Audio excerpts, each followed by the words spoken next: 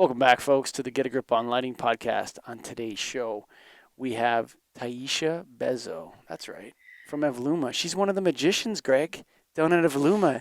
She is. EVLUMA.com, baby, Evluma.com. Magical. What do you got, Greg? Re- yeah, rethinking LED in all directions. And check it out. I Yeah. even brought out the Area Max or OmniMax bulb right here. Different Kelvin temperatures. That's what I like about it. Is one thing. 2000 Kelvin up to 5000 Kelvin, medium and mogul base. Also the size. We were just talking before the show, Mike, how I always make sure I buy an HID cob replacement that can fit. And Avaluma is smaller than a lot of the other ones out there. So that's one of the most important parts. But then they have everything else on top of that. What do you have, Taisha? Connected LED? You have the Photocontrol Safe? Give it to us. What else you got, Yeah, Connect Taisha? LED. Yeah, Connect LED, Photocontrol Failsafe. But, one thing that I like to point out is that, yeah, one size fits all. So we are going to mimic that existing burn center of that original HID bulb, right? So the right light matters, okay? So we're going to put out that light that you guys are used to, that right light on the ground without any glare. So yeah. I love the Awesome. low Kelvin temperatures because we're all starving for darkness as well as while we're going through this thing. But Greg, before we got to talk a little bit about Evloom is a proud NAILD member as well, NAILD.org. We're going to be putting together some LS Evolve modules with them, pretty sure. And we have, as a guest, you've already heard, Taisha Bezzo. How's it going? It's going great. I'm happy to be on the show. I've been watching you guys now for a couple years, and you guys are hysterical. For the longest time, the Evluma team has wanted you to say EVLUMA. So happy to be here. Thanks for inviting me. EVLUMA.com, baby, the magicians. Those are .com. magical fixtures. Taisha, That's before we right. get into this thing, I noticed, I looked up your LinkedIn account and I was kind of scrolling around, and Oh, you okay. you started this thing in the aerospace industry. How did That's that right. how did you go from like flying to lighting? Yeah, I'm an av geek. That is true. So I started at this aircraft interiors company, and I knew this gentleman. He worked at another aerospace company, and we'd see each other at trade shows, and we knew the same people. Um, we kind of competed, actually. And, he said to me, one day I'm going to hire you. One day you're going to work for me. I'm going to hire you. We're going to figure out a way to collaborate. And yeah, and so he came back to me like 3 years later and said, "Hey, I've got this light bulb company," and that's what he called it, a light bulb company. And I'm thinking, light bulbs? Like I don't know anything about lighting. Like, okay. And he's like, "No, I think you'll love the product. You'll love the company. We're looking to grow, and I think you'd be a perfect fit." So, so I met the team. I met the founders and got familiar with the product. And then I met some of the customers, and I'm thinking, God, the lighting community is so well connected, so personable, far more personable than the aerospace industry, actually. And that was the element that I was missing. And so I just said, sure, let's try it out. Let's go for it. And that's how I got into it. So Were you involved yeah. in naming the company? No, I wasn't involved in naming the company. The evolution of lighting is kind of where that name came from. And while I wasn't involved, I love that. I love that because the evolution of lighting. I mean, we're out of Luma. We're constantly trying to evolve and push it to the next level. The technology that we developed, God, years ago, is still what I consider cutting edge technology. And so that name, or that term, evolution of lighting, I think just makes sense with the name. So anyway. And this industry seems to, some people would consider this a controversial topic. I don't at all. It seems to be heavy on the men side, a lot of men in lighting.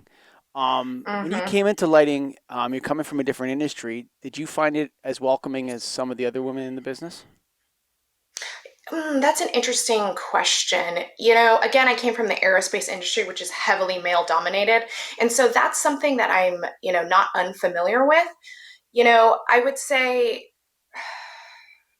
it's it's something, honestly, that a woman doesn't necessarily can always get used to. Was it welcoming? Yes, absolutely. Absolutely. I think the utility space, the CNI space, co-op space is definitely a welcoming community. Is it still a little bit intimidating? Absolutely. But while at the time when I first started, I didn't know much about lighting. I think at the end of the day, if you can bring a level of knowledge and expertise and a professionalism to the space, you'll be well respected. And so that was the first thing I did when I joined Evluma. I was like, okay, I need to meet with all of our electrical engineers, all the lighting guys, understand the lighting layouts, and do a deep dive on lighting. And then I got into the industry full steam ahead without hesitation. And while it was intimidating, I think I pleasantly surprised a lot of people. So You made it. Way to go. So the company that's started right. in 2008.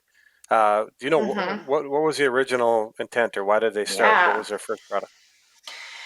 Yeah, oh God, I love this story because, Evluma is not, one of those big names, right? Although we're making a name for ourselves, which is really exciting. Um, we aren't, the big names of the lighting industry. But although we're not the big names, we have a deeply rooted background with how LEDs work with, thermals, drivers, everything that is found in an LED today.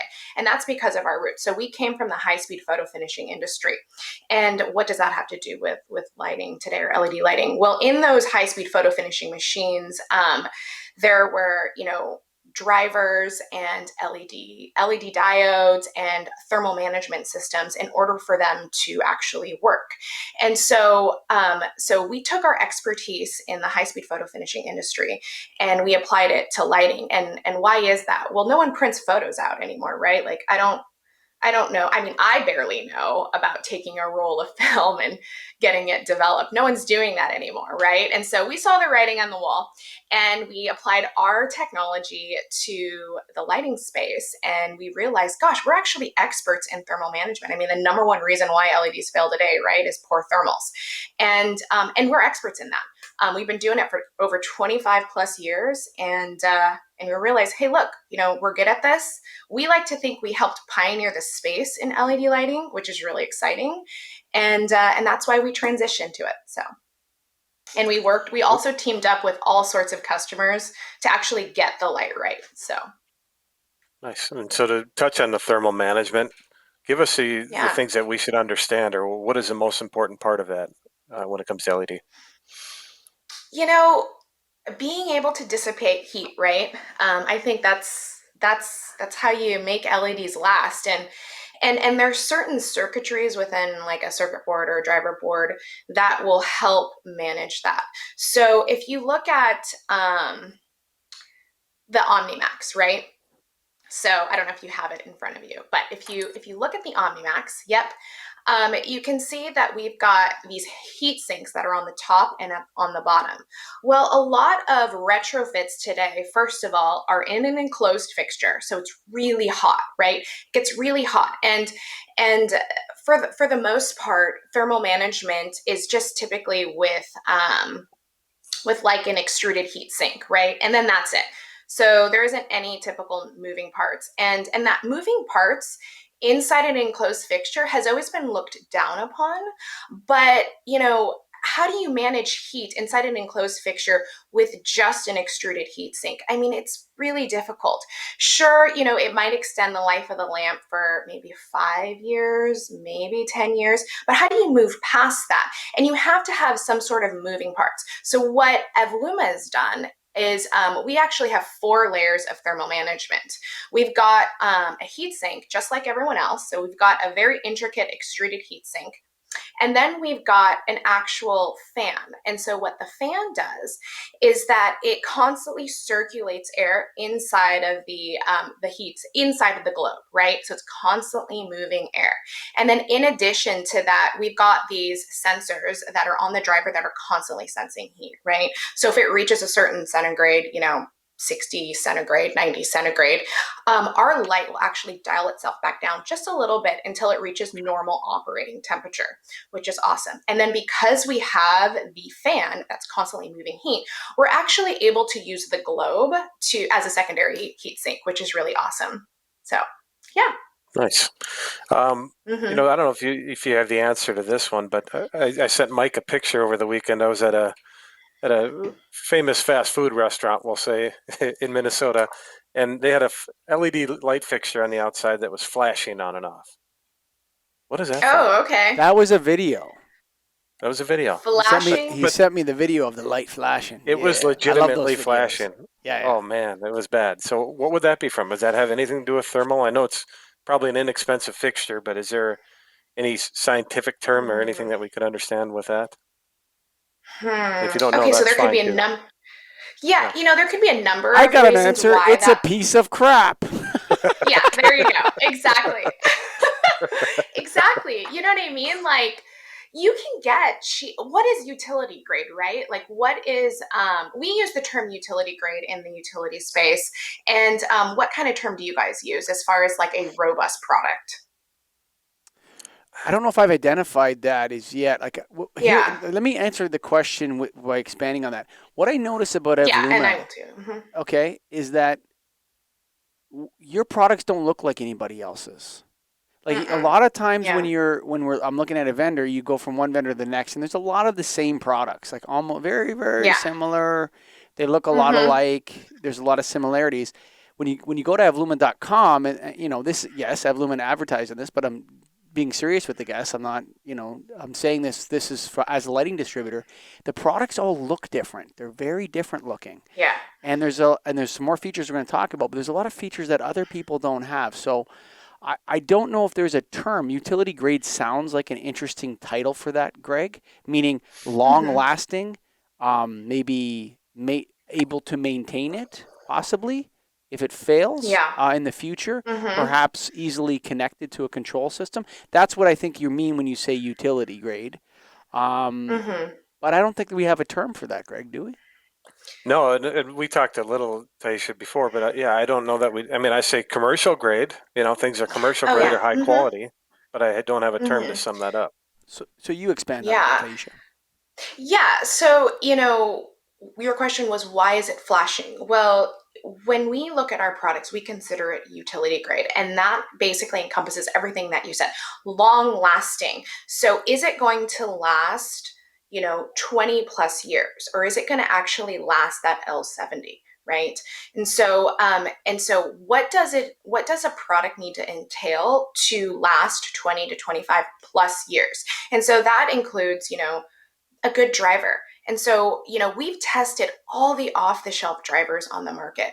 We really wanted to look at all of our options when creating our products. And we realized that in order to actually maintain what we want to say 25 plus years, right? And actually our TM21 calculator is way higher than that. We had to build our driver from scratch.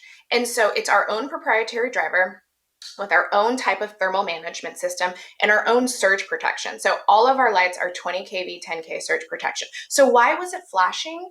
It's probably, either sensors or certain circuitries on it that were either cracking because of poor thermal management. I think a bird took a shit on the photocell. I think a bird did something to the photocell or something like that. Yeah. It could be like something going on with the photocell, like the contactors are starting to wear out, right? Because with LED photocells, what they did to design LED photocells is essentially what I consider a band-aid, if you will. I don't really like to use that term, but with LED photocells, they had to combat that huge inrush current, right? So with an LED, you're getting like 10 times the inrush current than that of like a traditional HID or ballast, right? And so how can a photocell hold that up? Well, photocell manufacturers did that by increasing or making the contactors larger, right? Which is essentially still trying to combat the same traditional reasons to why LED or previous photocells failed. So it's just larger contactors that'll eventually wear out because it's the on and off switch to that LED light. And so those contactors will eventually wear out, could cause some, flashing because it's about to fail, and then it'll eventually fail because the contactors will eventually wear out. And then you got to roll out a truck or send out a guy to go change out the photocell. So on that subject, and I don't think a lot of distributors or lighting people actually know, and maybe I'm speaking on behalf of myself, but it was relatively recently that I understood that LED lighting, there's an LED photo control and then there's photo control for everything else. So when we're doing exterior Yeah. projects now, we've been told by some contractors, well, do the photo cells too, because these are not LED photo cells. And, it took me a Mm-hmm. while to figure out, well, what do you mean by that? It's a photo cell, it turns it on and off. But there is a difference. Is that what you're saying? Yeah, there absolutely is a difference. With the exception of our product, you actually don't need an LED photocell with our product, and I can get into that in a bit. But the reality is that again, when you're changing to an LED light, it's important that you switch to an LED photocell because again, a traditional photocell working with an LED is going to experience a huge inrush, right? About 10 times higher, approximately, I think. And that's going to wear out those contactors quickly. So on a traditional photocell, it's small contactors. So 2 years that photocell is gonna fail. So with new LED photocells, they have some surge protection and they've just got bigger contactors to hold up to those inrush currents. Do you think a Because it majority is of the on and off manufacturers, switch. yeah, do you think a majority of manufacturers right now actually install their LED fixtures with an LED rated photocell, or are there some out there that import it and put on a standard photocell that's not LED rated? Um, you know, I In think 2021, I I don't think know. they do. Yeah, Well, I don't know. So maybe in 5 years ago the for sure. I would say yeah, for Even exactly. Maybe if I even yeah. a even today. couple, Mm-hmm. Yeah. maybe. LED photocells are expensive. So, if you're trying to win a bid and, they don't want to mark up that price of the photocell or add that price in, they'll just quote it as is and then they're done and they walk away. And that's not fair, right? You have to have that LED photocell. With Evluma, because our circuitry is different, the light is not the on and off switch. It's just an input into the firmware because we have this feature called Photocontrol Failsafe. So in the event of a failed photo control, because it will happen no matter what, right? You can buy the cheapest LED light on the market, but that photocell is going to fail. And then the moment you have to touch that photocell, you've now doubled the cost of the fixture, right? And so with our light, we wanted to remove that. So we have a feature called Failsafe. So in the event of a photo control failure, our light will take over. Our light will take over. It's been calibrated by the photocell in the firmware. Our light will take over and it'll turn on and off as if the photocell never failed. And the utility, the business, the you name it, the high school, the college, they'll never know that photocell failed because it'll just operate as per usual, which is great. So forget it. We'll sell you a light without a photocell because you can just put the old one on there and go have yourself a party. So So yeah. the yeah, on that photocell subject, does it matter if it's on the fixture or separate? Because I would say maybe 70% of the exterior jobs I Mm-hmm. see have a central photocell not built onto Yeah. the fixture. So Yeah. does that matter in that case? Should you go replace a central photocell with an LED rated photocell when you do all these other fixtures? Yeah, you should. Unless you're putting a Voluma on that entire block, that central photocell should be an LED rated photocell. Yeah, definitely. That the surge Hmm. protection. So we're talking about the magic now. That's why I called you guys the magicians, because when I started reading the Yeah. spec sheet, like that's a lot of cool stuff, man. That I've never Hmm. encountered before. The surge protection. So I think normally what I see is 10 kV, 10 kVA. Yeah. Sorry, on the surge protection Hmm. is like almost standard. You guys have it at 20 kVA. Is that just like boasting, or is there a reason for that?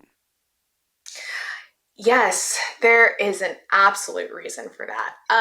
So basically, why do we have 20 kV, 10K surge protection? Well, first of all, we're 20 kV 10K ANSI 135 rated. So what does that mean? Do you guys know what that standard is? I know what Not ANSI really. stands for, but I don't know the standard that well. I'm just the Yeah. host of the Get a So Grip on Lighting podcast. I no, sell light bulbs every exactly. No, day. no worries. So Probably shouldn't. so so yeah, and I'll get into that in a bit. Some do say 20 kV 10K surge protection is definitely overkill, but we don't think it's overkill. So the reason why we don't is because we can take up to, God, I want to say 100 times more joules, so more energy. We can absorb more energy than a 10 kV surge. And why does that matter? So sure, we are built for a catastrophic event like a lightning strike or something like that. But it's not about that, right? It's not about that. It's about the little surges every day. Every day, it's those little surges that will wear down a surge protection, right? That will wear it down. And so our light can handle, gosh, like 100 times more than a 10 kV surge package. So when I say utility grade, that's truly what it's about. It's about absorbing more joules, absorbing more energy than a 10 kV so that we can truly say our light will last 25 plus years. In addition to that, we've got 3 additional layers of surge protection on top of that. So it's the 6 kV mob that sits on the driver. We've got a transient voltage suppressor diode. I mean, there's all these things, 2 additional layers.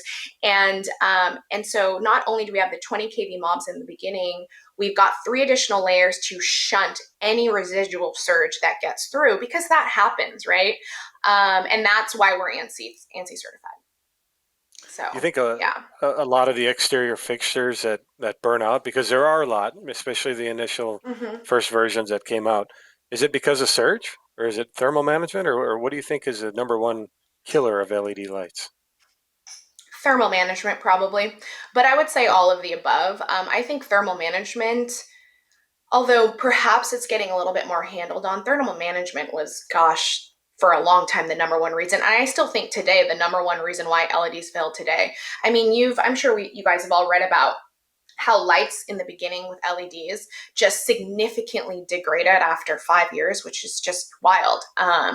With certain manufacturers, and that's because they just didn't have a handle on thermal protections. And it's tough. I mean, again, the reason why Evoluma knew so much about thermal management is because we dealt with it significantly in those high-speed photo finishing machines with printing so many photos per hour. It got extremely hot, and we had to design a system that dissipated heat. So I'm going to throw a curveball. I think the early versions, it was the seals, the rubber seals on the fixtures would fail and allow a lot of water in. I don't know if that's the actual number one, but I know that was a big problem for a municipality here in Toronto, near Toronto, that changed a lot of lights, and it's turned into from a fiasco into a debacle into a disaster.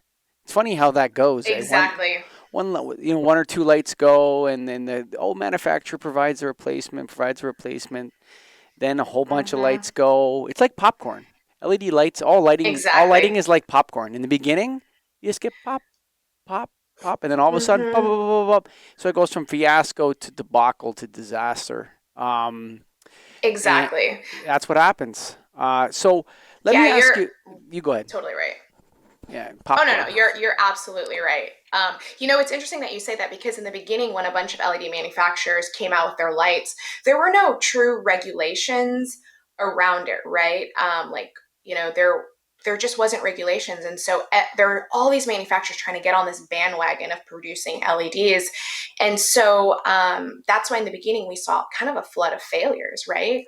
Just like what you talked about with water ingress and all of that. And because of that, there's now these standards that are out there, especially for utilities and investor owns and things of that nature. And you've got to be UL listed, you've got to be, CE certified, you've got to be DLC listed, you name it, just to prove, that your light can withstand some certain standards. So, and it weeded out a bunch of other manufacturers in the process. I miss the Halcyon days of 2013 and 14, brother. Do you remember, like, Philips bought all the companies in lighting, and everyone was all like drunk on crazy making, and that now, you know what? You talked about jumping on. That sounds fun. Yeah, I was there. It was a great time, actually. It was fun. I had a blast. I traveled all over the world doing podcasts. Went to China. So cool. Yeah, it was fun as heck. But you know what? You say people jumping on the bandwagon, Greg. I think we're seeing a lot of people jumping off the bandwagon now, sucker. I mean, changing names and jumping off bandwagons, and so this industry is, there's still Johnny Come Lately and the Lighting Marauders are still out there. They're still playing. They're still touring and they're still putting out albums, but they're becoming fewer It's and awesome. far between. You know what I mean? Like, Mhm. and it's interesting because we talk to a lot of nailed members and we see a lot of distributors kind of retrenching into this industry. Like everyone was, what the hell's going to happen, and all this stuff's going on. And you know what? We've lost some people, we've lost some companies, we've lost some leadership, but Greg, new leaders are emerging, new companies are emerging, and it's interesting to see. It's like the wave finally crested somewhere around 2017 and then started to roll back, and there was dead bodies Uh-huh. everywhere. Yeah, exactly. And now, That's so funny that go ahead. yeah. No, you're spot on. Like that's so funny that you say that because that was a big struggle for Evoluma actually, is that, we're trying to tap into this market, 5 years ago. And the big question from all of our customers was, are you guys going to be around? Mhm. Evoluma, who's Evoluma? And so it was really nerve-wracking for some of our customers um, to try a different brand, right? And so what we did for the longest time was we really collaborated with our customers. We said, okay, like if let's build trust here, right? Let's build trust because if you don't have trust, you don't have anything. And so we really built a product based on everything that they told us. I mean, we wouldn't be here today. We wouldn't have Failsafe. We wouldn't have certain surge protection. We wouldn't have thermals the way we designed it without our customers' feedback. And so we really had to build a strong trust around our customers. And because of that, gosh, we've built a name. I mean, we're a competitor now with all those big names out there. And it's kind of fun being in a room with all of these big guys and they're like, oh, Evoluma's here. And they don't want us to be in that room because they know that we're a player now. So it's kind of fun. I like it. Good spot to be. Now, getting back to the Exactly. utility grade Hang on and a the second here. utility, Hang on a second Mm-hmm. here. yeah, You think they didn't want you in the room? They didn't want us in the room for a long time. I bet. I Yeah, bet. that's who they didn't want in the room. Believe me. But now things have Mm-hmm. changed a little bit, Greggy. that's right. Yeah, So So on the exactly. utility side of the market, you said the word utility grade, but also just utility sales in general. I don't think a lot of distribution that I know of gets involved in that, and that's I'm thinking roadway lighting or the lights that are Mm-hmm. on the wood poles that are managed by the utility. That's really where you guys are at, isn't it? Yeah, that's the space that we live in. We live in that utility space, but a very segmented utility space for the longest time. That cooperative market, and again, when we started, we didn't necessarily want to knock on the big doors, and so we focused our attention to the co-op space, which I'm so happy we did. I mean, it's such an awesome segment are you in talking about in this. multi-residential high-rise cooperatives? Like So, when you say like when I co-ops? Cooperative. say Oh, I don't know what the utility like a cooperative is. utility co-op. Oh, Yeah, so basically, gosh, we work with so many in Minneapolis, for example, or Minnesota. So you have members, right? So think of, are you familiar with REI? Okay, never mind. Yes. What's the best way to describe it? Well, Okay, so use Canadian. basically, what? First of all, oh yeah, acronym. that's right. I'm kind of like a country bumpkin up here. But let's give people the acronym. What is REI? What does that stand for? Oh, REI is actually a sporting company. Oh, okay. So I was going to use them as an example Oh, because okay. people like you and me, it's a sporting goods store where you can become a member and then you get dividends back. So a co-op is Oh, basically the same thing. A co-op is a utility that distributes power to its members, so like you and me, and it's typically in rural America, so like rural areas. So basically, that's it in a nutshell. I don't know if I did a very good job explaining, and oh, I honestly, understand now. I if know. our VPs were watching this, they might shake their heads. But I'm trying to simplify Well, it as much I as can jump in possible. here because Mike, I'll jump in and just explain because Minnesota does have a ton of co-ops. So we have a couple major Mm-hmm. utilities, and then we have city-run utilities, and the city-run utilities are all part of one bigger one. So there might be 30 cities that have their own utility, Yep. but they're all part of whatever Touchstone or one of those type of co-ops that manages all of them. That Sounds like makes sense. sounds like a Minnesota hippie deal. Sure. But it's actually all over the nation, Yeah. and it's really cool because rural parts of the country they need service too, right? They Sure. need power too, and so these co-ops provide that for them, and they typically have like what you call a Type 5 security light, so like a barnyard light. That's typically what they have, but then they'll have roadway lightings too. And then we also work with municipalities which do like the street lighting and the roadway lighting, and but now we're tapping into like the larger utility space with the IOUs. But really, a big focus of ours is actually your space, which is why we joined Nailed, because we believe that the OmniMax product that we have really speaks to your space. Again, because not to say that your space doesn't have a good retrofit option, we just feel that OmniMax offers a different caliber and offers a long life product to your market. So that's why we joined Nailed, because we really think we can make way in that space. So So what I think a lot of your products are geared towards, energy savings, sure, but also maintenance savings, making them last a lot longer and mm-hmm. making it so you don't have to worry about the photo cell, things like that. How do you quantify that? Oh wow, that's a great question. Okay, so in your space, I think there's a lot of learning that Evoluma needs to do as far as being able to quantify it, because we don't know, as far as if truck rolls are involved and things of that nature when it comes to maintenance. But when we quantify it, we say to our customers to simplify it.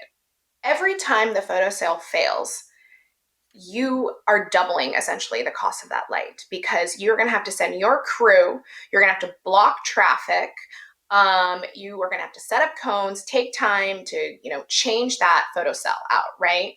And that adds labor costs and those maintenance costs. And so if we can eliminate one truck roll for you guys, we've saved you the cost of that light, and that's how we can quantify it. And it's true.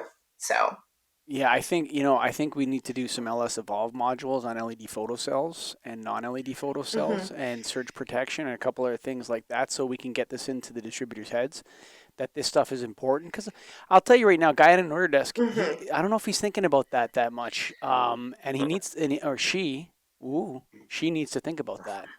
Um, Exactly. I want to change gears, but I'll let you finish up first. If you got anything else, So No, I you, mean, I think you're uh, right.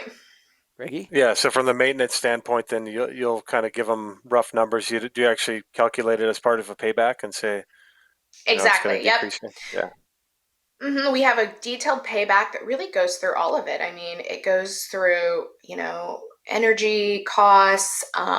It goes through, we get their numbers from the actual, customer. We say, okay, what do you pay for this? What do you pay for that? Here's the cost of our light. And we actually give them a payback model. And, some cases, the payback's a long time. It just doesn't make sense. And we're really transparent about it.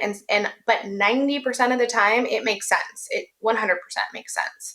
Long life, driver, surge protection, as you mentioned, and then the kicker, that photo cell, because that photo cell will fail. So yeah.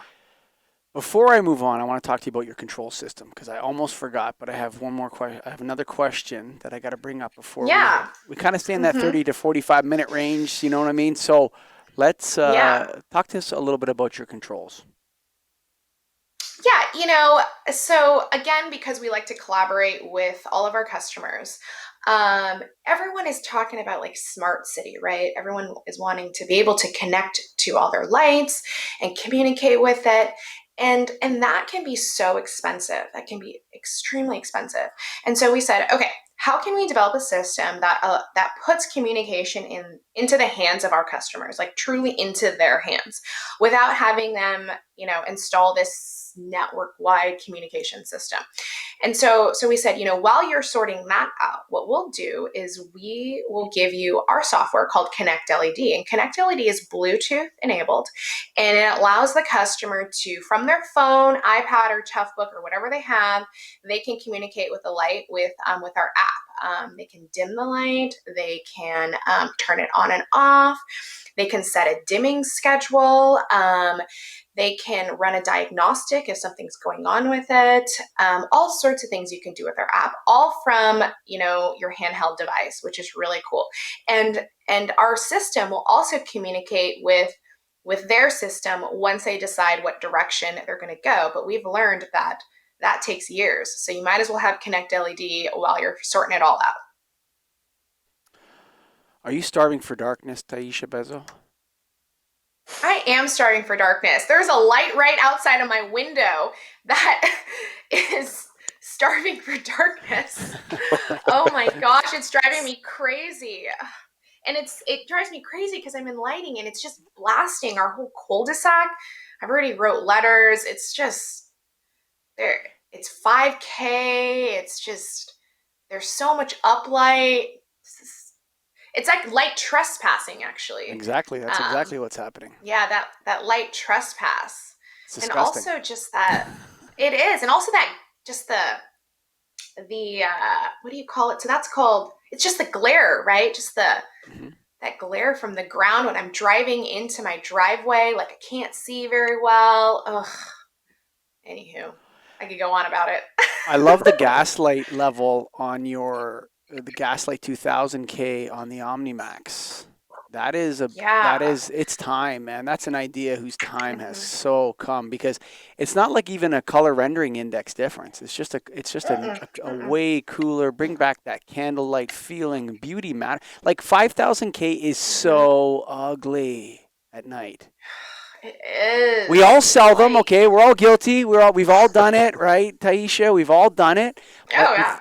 I sell thousands of them. It's true. Yeah. Like, I mean, I'm Lady Macbeth walking around in my sleep trying to clean my hands off here. I'm the co-host of the Starting for Darkness podcast. But, I mean, how wonderful would it be if this industry could look at this, get our heads out of the sand and say, guys, let's get dark skies done. Let's get darkness done. Let's restore natural darkness. And the reason why I want to ask you, because a lot of people talk about the human-centric lighting, health and light in health and all this sort of stuff. But without the restoration of natural darkness, there is no human-centric lighting.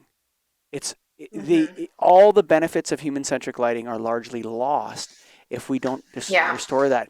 Is Evoluma positioning themselves to be a leader in the field of restoration of darkness? We haven't even come up with a name of it. It's a movement right now. It doesn't even have a name. It is a movement. Gosh, we need to come up with a movement. Yes, we are. That is a huge passion of ours. Before starving for darkness was cool, right? Before it was even a cool thing, we have been pushing that since I started. We've always had a low Kelvin offering with high color rendering. People think gaslight, they think I can't see, right? Mm-hmm. But with a high CRI, that myth is gone. That's not true. You can still see all the colors. You can see depth. If you can manage your, veiling luminance, if you will, and that glare control with high CRI, you can still have a 2000 Kelvin light and see everything that you need to see. And while, being able to sleep at night, right? So we are definitely all about that movement. We've worked with various organizations to really push it. We've always been on the IDA listed, or we've always been on the IDA website. We're listed. We're always one of the first to be IDA approved as far as manufacturers go. We're from Seattle, so we like things like that. So. Yeah. Spencer is out at Pacific Lamp. Have you gone to see him yet? Spencer Miles? No, I haven't, but I need to. I've heard so much about him. Spencer, we need to meet. You got to go see Concrete John and Spencer Miles at Pacific Lamp. And then Brian Emsden's in Oregon. Okay, great. Brian Ems, actually, he's one of the female members that actually sold a couple dark sky projects. But here's the thing. There's no such thing as dark skies. That's a wrong, I hate to say it, International Dark Sky Association. I love you guys, Ruskin and the peeps down there. But the nighttime skies that are unpolluted are not that dark, actually. They're quite bright. The stars are beautiful. Yeah. So the dark sky thing, we need a new name. But I want to throw an idea at you, Taisha, and I want you to see what you think of this, Mm-hmm. because I've been talking about this with Jane, Okay. and Jane and I like to flip everything on its head. So one of the things is like, instead of studying whether or not light improves safety, study whether or not light decreases safety. Sometimes Oh the yeah. hypothesis you Mm-hmm. start with is incorrect, right? And we watched a lot of protests that were largely peaceful turn into nighttime chaos. And what was interesting to me Mm-hmm. was that when Mm-hmm. it was filmed, what I noticed was that the streets were super bright. You could see from one end of the street to the other, and I was wondering if that nighttime LED light is actually keeping people there, and if you were able to dim that and lower the Kelvin temperature, whether or not you would cue people to go home.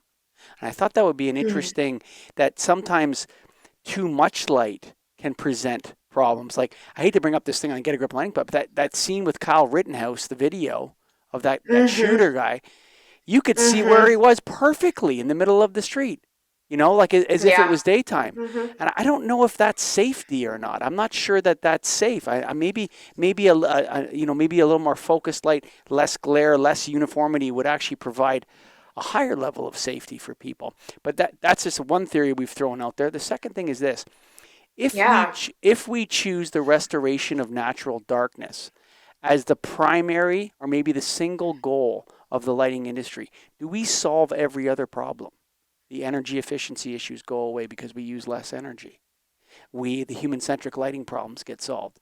If your focus is on the restoration of natural darkness, Taisha, you implement controls everywhere you can. Like, is Mm-hmm. is that something that we could change the industry's focus to? Does it make any sense to you coming from an Evoluma perspective? That's a long putt, I think, honestly. However, I think it's something that we all need to consider. I mean, considering, you know, that angle, I think is something that is worth asking and posing the question. I've never looked at it that way, and I think it's fascinating. Gosh, more light allows people to stay up longer, do interesting things, see what they need to do in order to get, their mission accomplished. Um, I think that's definitely interesting. It's something to think about because if you Absolutely. and the other thing too is there's I'm really passionate about this issue, by the way.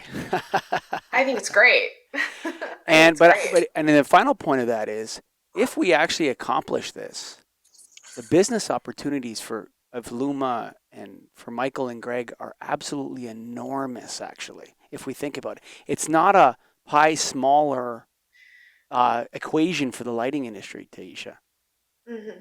Yeah. Oh, no, not at all. Not at all. While I think the business aspect would be just absolutely phenomenal, it really is centered around safety, right? Like, I think safety is so important. And whether it's, talking about if it is disrupting your REM sleeping or your ability to drive safely at night because of that high glare, or just safety within, enabling a protruder to continue out its task.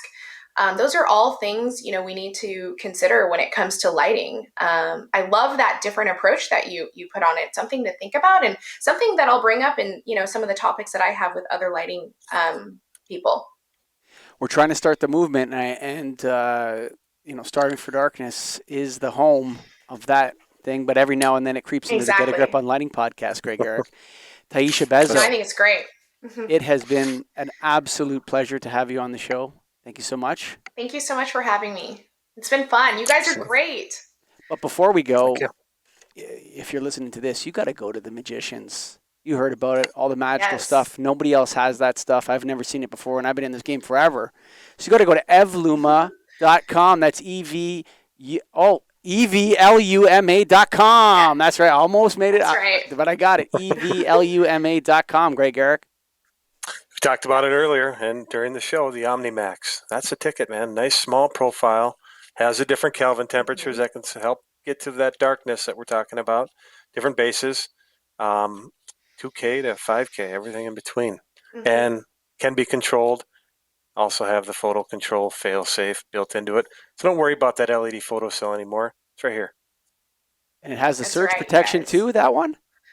Yeah. Yes, 20 kV, 10K surge protection, beautiful light, diffuse light, maintaining that nice glow that we're looking for.